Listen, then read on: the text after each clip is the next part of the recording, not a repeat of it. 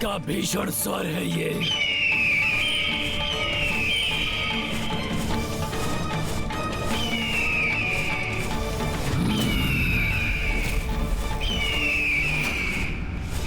ओहो, नारायण तो ये आ रहे हैं।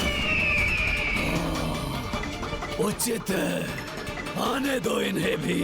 इनकी पराजय से एक और लोग मेरे अधीन हो जाएगा एवं और बढ़ेगी मेरे सिंहासन की प्रतिष्ठा।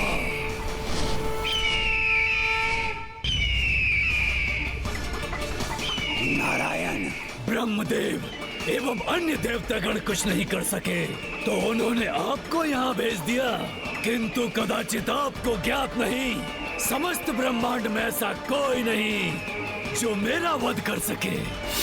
अनंत काल तक राज करूंगा मैं इस सृष्टि पर और कोई भी मुझे क्षति नहीं पहुंचा सकेगा। हैग्रीव, भ्रम है तुम्हारा। जिसका भी आरंभ हुआ है उसका अंत निश्चित, और तुम्हारे जैसे दुष्ट तो अपने अंत को स्वयं आमंत्रित करते। अच्छा नारायण, तो मैंने स्वयं आमंत्रित किया है अपने अंत को, किंतु मेरा अंत तो असंभव है। फिर उसे कैसे संभव करेंगे आप? जब भी किसी को अपनी शक्तियों पर अनुचित अहंकार हुआ है तब तब उसका विनाश निश्चित हुआ है, चाहे वो कितना भी शक्तिशाली क्यों न रहा। यदि तुम स्वयं को सुरक्षित करना चाहते हो तो मुझे वो वेद लौटा दो जिनका हरण तुमने किया है, अन्यथा तुम्हारा अंत तुम्हारे समक्ष।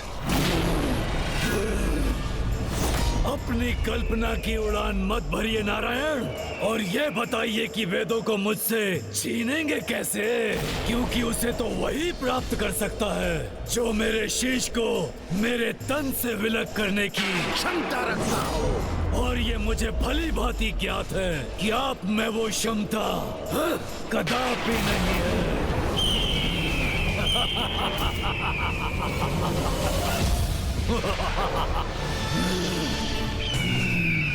जब दो बड़े बात कर रहे हो तो उसमें सेवक का हस्तक्षेप कदापि उचित नहीं है।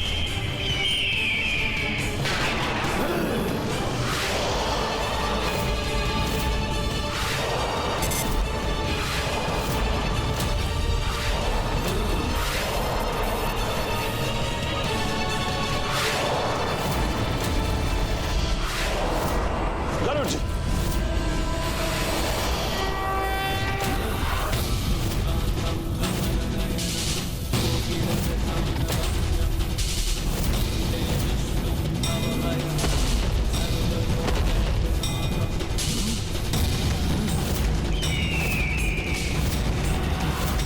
मेरे एक अस्त्र को नष्ट किया तो क्या किया नारायण? मुझसे श्रेष्ठ नहीं है आप, क्योंकि ये तो युद्ध का आरंभ ही है।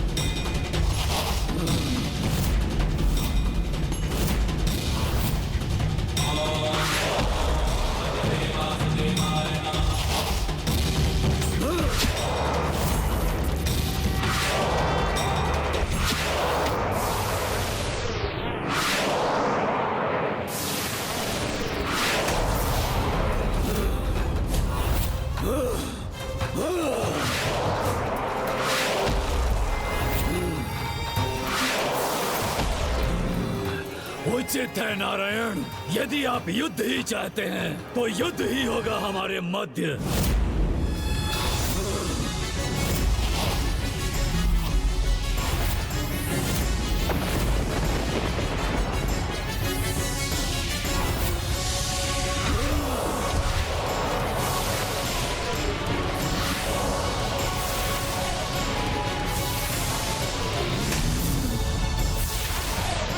कितना भीषण युद्ध है ये, किंतु नारायण के प्रहारों का सामना करने में कैसे सक्षम हो रहा है ये?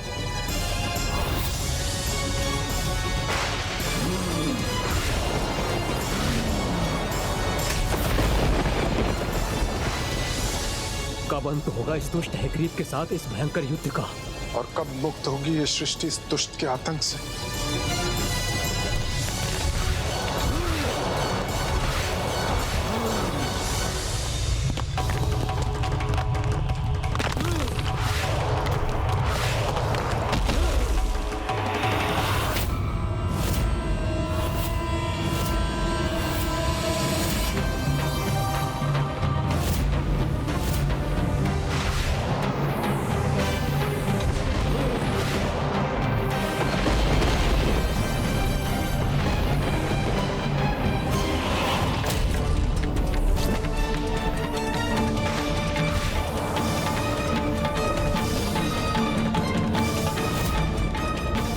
कितने वर्ष बीत गए इस युद्ध को, किंतु ये दुष्ट हैग्रीव अभी भी नारायण के समक्ष टिका हुआ है। अथक प्रयासरत रहा मैं इस दुष्ट के वध के लिए, किंतु ये तो अब भी स्थित है। कोई लाभ नहीं रहा इस युद्ध का, और अब तो मैं भी अत्यधिक क्लांत हो चुका हूँ।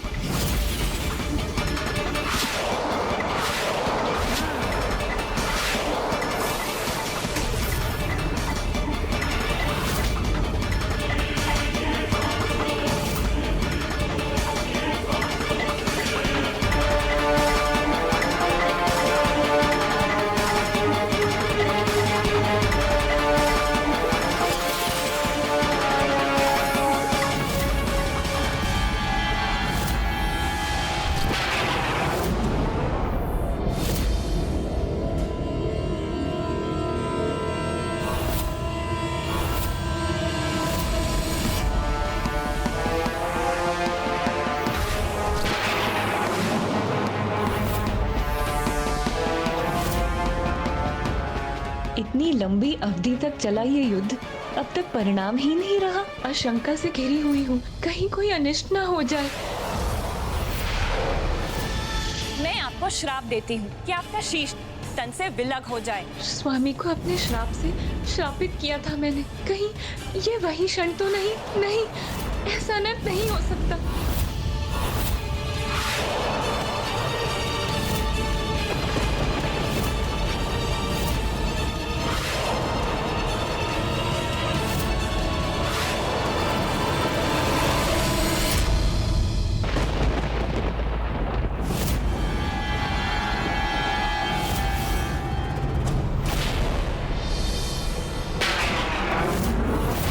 अत्यधिक क्लांत होने के कारण स्वामी का लक्ष्य भी चूक रहा है। कहीं वो दुष्ट हैग्रीव ने स्वामी की इस दशा का लाभ उठा लिया तो अनर्थ हो जाएगा।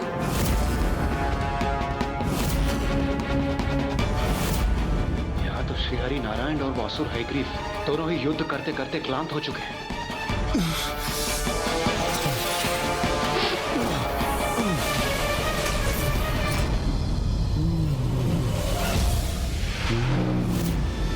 स्वामी इस प्रकार क्लांत कैसे हो सकते हैं? आज से पूर्व ऐसा कभी नहीं हुआ। ये कहीं किसी अनिष्ट का संकेत तो नहीं?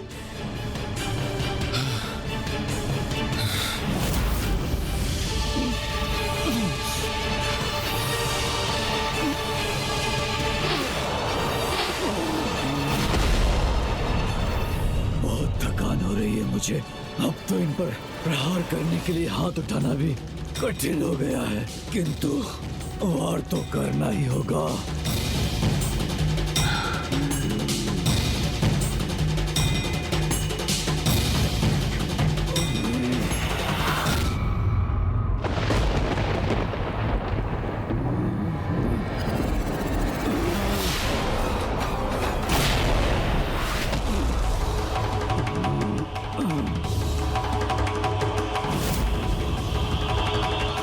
इस युद्ध को आरंभ हुए तो सहस्त्र वर्ष बीत चुके हैं।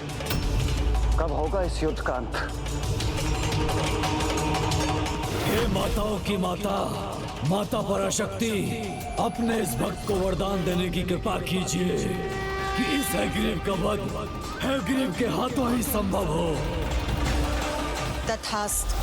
कदाचित दैत्य हैग्रीव को प्राप्त वरदान के कारण ही वो अभी तक सुरक्षित है। रुकिए नारायण, थक गए हैं आप। कदाचित आपको युद्ध विराम और कुछ विश्राम की आवश्यकता है, तो जाइए। आपको विश्राम करने का समय दिया मैंने। जब आप पुनः युद्ध के लिए तैयार हो तो सूचित कर दीजिएगा मुझे। इसी बहाने मैं थोड़ा विश्राम कर लेता हूँ।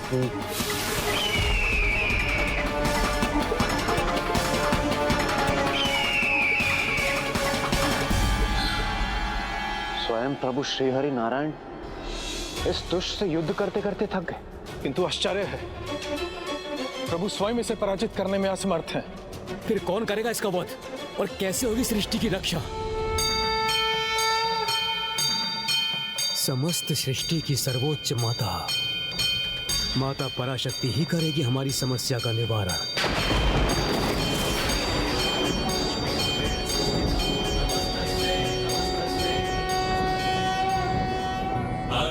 करुणां तरङ्गिनीं ताक्षीं कृतपाशां पुष्पबाणचापाम् अरुणादिभिरावृतां मयूखैः रथमित्येव विभावये भवानी। ॐ श्रीमाता श्रीमहाराज की श्रीमत् सिंहासनेश्वरी चिदग्नि कुंड संभूता देवकार्य समुद्धता नखदीधति संचिन्न नवज्जन तमो मुना पदद्वय प्रभाजाल पराकृत सरोरुहा।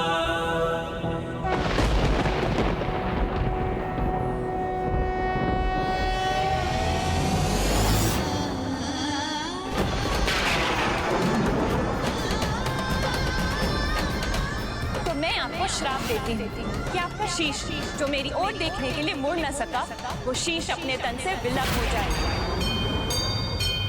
आज आपने जो भी कहा वो भी मेरी इच्छा के अनुसार ही हुआ, और आज की ये घटना इसीलिए अनिवार्य थी क्योंकि इसी घटना से संसार का भविष्य निर्धारित होगा। स्वामी की ये ऐसी दशा मुझसे देखी नहीं जा रही। ये बार बार किस प्रकार की अनहोनी का आभास हो रहा है मुझे।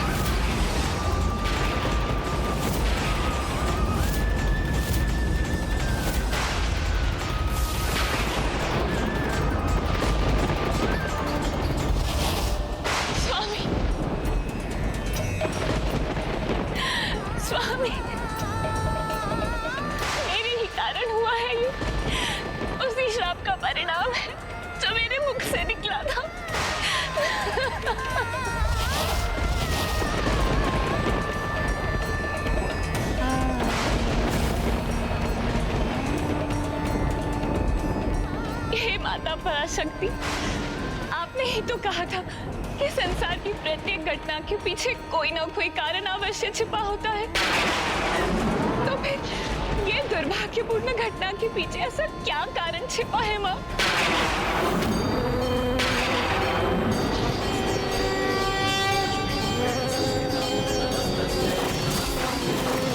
हाँ, प्रत्येक घटना के पीछे एक बड़ा कारण अवश्य होता है जिसका रहस्य समय आने पर ही उजागर होता है।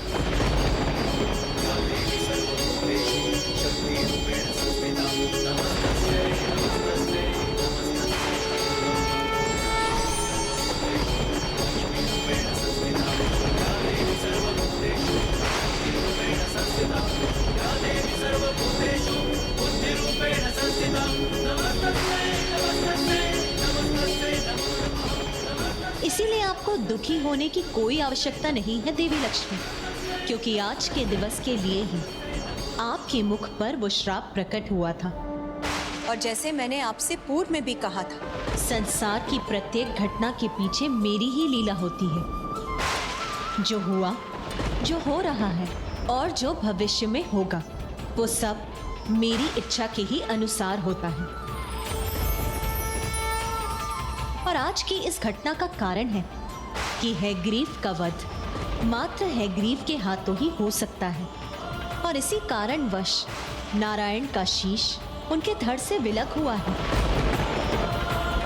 ब्रह्मदेव, अब इसके आगे का कार्य आपको करना है।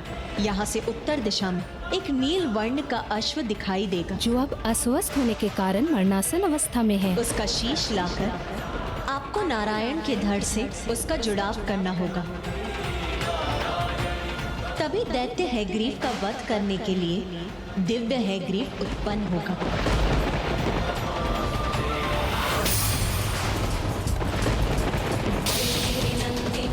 और जब वो अपने सिंहासन पर स्थित होकर दैत्य हैग्रीव गहरी निद्रा में लीन होकर विश्राम कर रहा था, तब माता पराशक्ति की आज्ञा अनुसार ब्रह्मदेव नील अश्व के शीश के साथ वहां लौट आए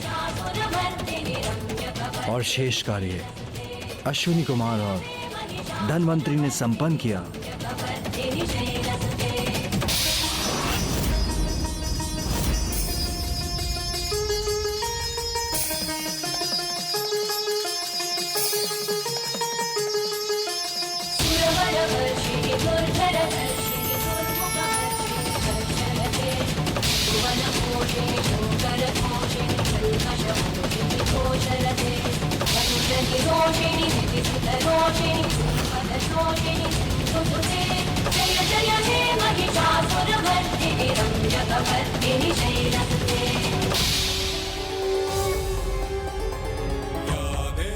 सर्वभूतेषु शक्तिरूपेण संस्थिता नमस्तस्यै नमस्तस्यै नमस्तस्यै नमो नमः।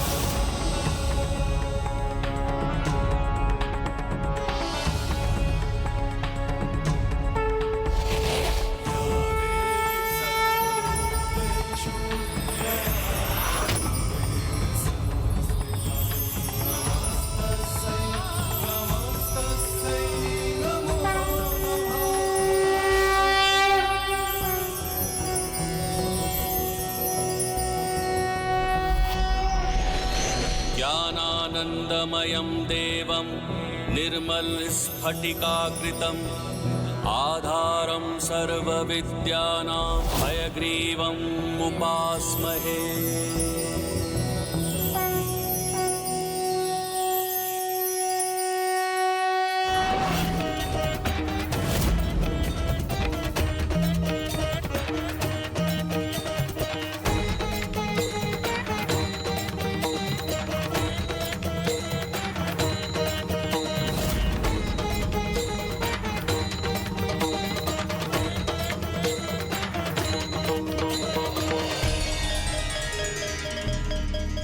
जय माता पराशक्ति। प्रभु हैग्रीव की जय। प्रभु हैग्रीव की जय। प्रभु हैग्रीव की जय। प्रभु हैग्रीव की जय।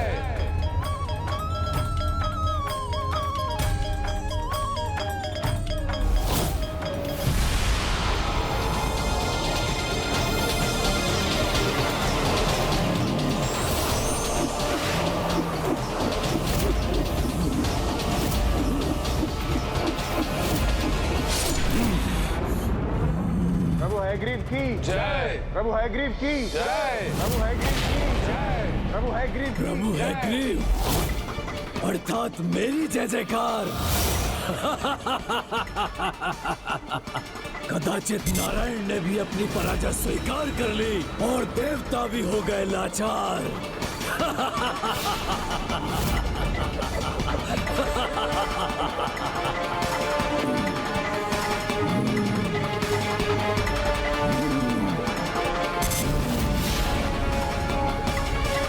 क्या है वहां जिसका इतना भीषण स्वर है?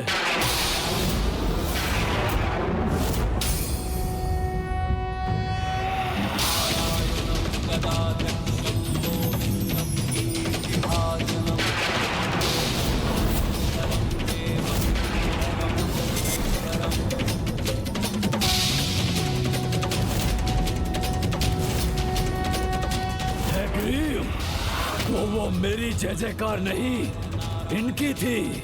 ये है प्रभु हैग्रीव।